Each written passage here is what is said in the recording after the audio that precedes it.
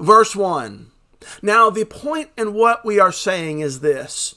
We have such a high priest, one who is seated at the right hand of the throne of the majesty in heaven, a minister in the holy places, in the true tent that the Lord set up, not man. For every high priest is appointed to offer gifts and sacrifices. Thus it is necessary for this priest also to have something to offer. Now if he were on earth, he would not be a priest at all, since there are priests who offer gifts according to the law. They serve a copy and shadow of the heavenly things.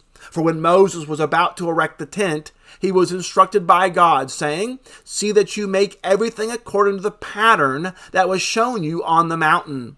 But as it is, Christ has obtained a ministry that is as much more excellent than the old as the covenant he meditates is better, since it is enacted on better promises. For if that first covenant had been faultless, there would have been no occasion to look for a second. For he finds fault with them when he says, "Behold, the days are coming, declares the Lord, when I will establish a new covenant with the house of Israel and with the house of Judah, not like the covenant that I made with their fathers on the day when I took them by the hand to bring them out of the land of Egypt. For they did not continue in my covenant, and so I showed no concern for them, declares the Lord.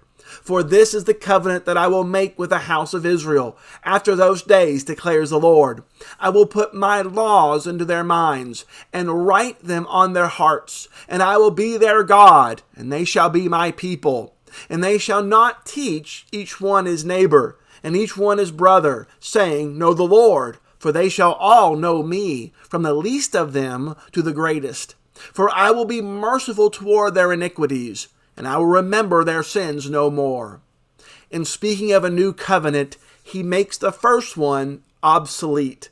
And what is becoming obsolete and growing old is ready to vanish away. In Hebrews chapter 7, the writer told us about the superiority of Jesus' priesthood by showing that Jesus' priesthood was after the order of Melchizedek. The priesthood of Melchizedek was far superior than that of the Levitical priesthood. Chapter 7 went through the explanation of how Melchizedek's priesthood is greater than. As we move into chapter 8 here, we see that the author has been leading us to make an important argument. Chapter 8 begins with verse 1.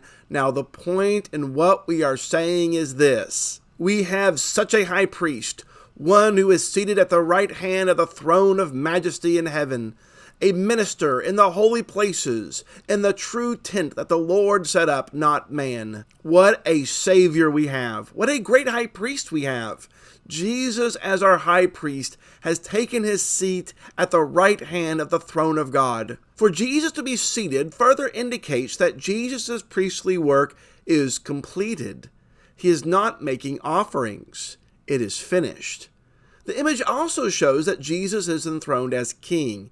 He is seated at the right hand of the throne of majesty in heaven. The Hebrew writer is driving home the point to our minds that Jesus is unique and superior as he is priest and king according to the promise of God. But the work of Jesus goes beyond the cross. The writer of Hebrews informs us that Jesus is a servant in the holy places, verse 2, the real tabernacle set up by the Lord and not human hands. As priest, Jesus did not serve on earth, but in heaven itself. Priests offer gifts and sacrifices. So Jesus also must offer something. Chapter 8 now does not tell us what Jesus offered, but we'll see that tomorrow in chapter 9. But I am sure, based upon what we have studied so far, that we can determine what Jesus offered as priest. Now, if Jesus did serve on the earth, he could not be priest because the priest offered gifts according to the law. This refers back to chapter 7. For Jesus to be priest means that there had to be a change in the law. If the law has not been changed, then Jesus cannot be priest. The argument seems to reach a bit further, though, in that this is a Levitical priesthood that operates on the earth.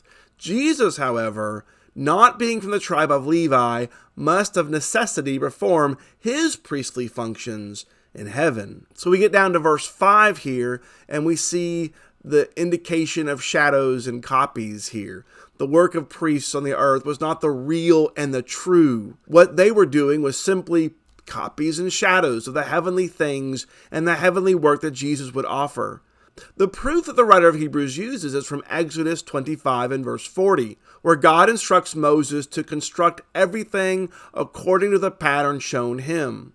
The argument hinges on that word pattern. Since the earthly tabernacle was a pattern, then it must have been modeled after something. The Hebrew writer is telling us that it was modeled after the heavenly tabernacle. The earthly tabernacle was not the reality, but just a shadow of a later work that would be accomplished by a great high priest. So Jesus is serving in the greater heavenly tabernacle, not the lesser earthly tabernacle like the Levitical priests. Jesus has a more excellent ministry, a more excellent priesthood, and according to verse 6, he is the mediator of a better covenant. The covenant that he has brought and enacted through his death is better than the first covenant made to Moses. Now, one reason why this covenant enacted by Jesus is better is because it is established on better promises. The better promises here must be the forgiveness of sins primarily, or to use the language of chapter 7, a way to make us acceptable, perfect before God. What was the problem with the first covenant? Why was it faulty? Was the problem with the covenant itself? No, not with the covenant itself. The sins of the people is where the problem lies. The law of Moses gave means for us to be reconciled to God after disobedience. The law showed us God and pointed out sin, but did nothing to help those who were violators. To help make his point here, the writer then quotes from Jeremiah 31, rather lengthy quote here that we have from Jeremiah 31. By doing this, the writer reminds his audience that a new covenant had been prophesied to the people. A new law had to come. Remember that Jesus is our high priest.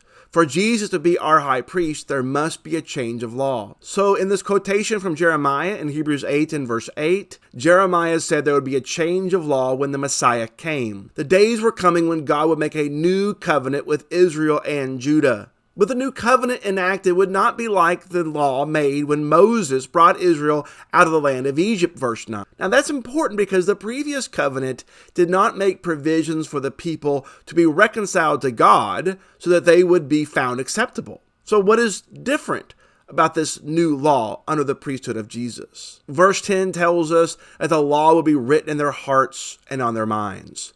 The law would not come to the people on 2 tablets of stone. Rather, the law must come upon the hearts of the people. One will not think that they are part of this covenant through birth or by keeping outward signs. God's covenantal people will be those who keep his law by their hearts and minds and not as rituals or habit. I think this is an important reminder that God's people are those who keep his laws because they want to. They do not see obedience as rules and rituals. Rather, they see obedience as loving the Lord. He says at the end of verse 10 as well that he will be their God and they shall be my people. Notice the reconciliation here. This had also been prophesied in the first covenant in Exodus chapter 6 and verse 7. But the people broke the covenant and were no longer God's people. The prophet Hosea 3 times declared that Israel was no longer his people. Remember when we studied Romans, in Romans 9 and 25, Paul reminds his audience of that very fact. But under this covenant, under Jesus, we can be called his people again. We can call God our God, and we can be called his people. Verse 11, the writer reminds us that everyone in the covenant will know the Lord. Now, this verse has been misunderstood by many, but it just simply is a contrast between the first covenant and the second covenant. Under the first covenant, people were part of the covenant when they were born. You were just automatically in. Children were born into that relationship with God as Israelites. As children, they didn't know the Lord. They would need to be taught later about the Lord and how they were in that covenant with him. Now, that's no longer the case. Those who are part of this new covenant of Jesus will already know the Lord. One will not be born into this new covenant. The only way to be in this relationship is by knowing the Lord. And we'll say more about that later. And then notice verse 12. This new covenant is that God will forgive sins and not remember them any longer. Sins are really going to be dealt with through the priesthood of Jesus. And we'll see that argument as well more powerfully made later on. But it is enough to say that Jesus shows that he has dealt with sin in one sacrifice, not repeated daily or annually as the first covenant was. Now, after quoting from Jeremiah 31, the Hebrew writer makes one final remark. In speaking of a new covenant, he makes the first one obsolete. And what is becoming obsolete and growing old is ready to vanish away. If the second covenant is new, then the first covenant is old. It is not a covenant that people should go back to with fond memories and nostalgia. The first covenant was ineffective because it could not deal with our sins and could not make us acceptable to God. The first covenant did not meet our need for reconciliation. Now, it's interesting the way that the writer phrases this. The first covenant is becoming obsolete and growing old and is ready to vanish away. Why is it not stated in the past tense, that the covenant has already vanished away? Why say that it was in the process of vanishing away? Well, I believe the answer is that the Levitical priesthood was still intact and was still performing sacrifices for the people in the temple at the time that the Hebrew writer is writing this book. But that would soon change when the Romans would destroy the temple in 70 AD. Through the new covenant was in effect because Jesus is our great high priest. The old priesthood has not yet vanished away, but it was in the process of vanishing away, and it would soon happen in the lifetime of the original recipients of the Hebrew letter. In short, we can't go back to any aspect of the first covenant and declare those laws binding. The first covenant has been set aside, annulled, and made obsolete. And we'll say more about that later as well. Thank you so much. We'll see you tomorrow. As a temple flew by with its trouble and strife,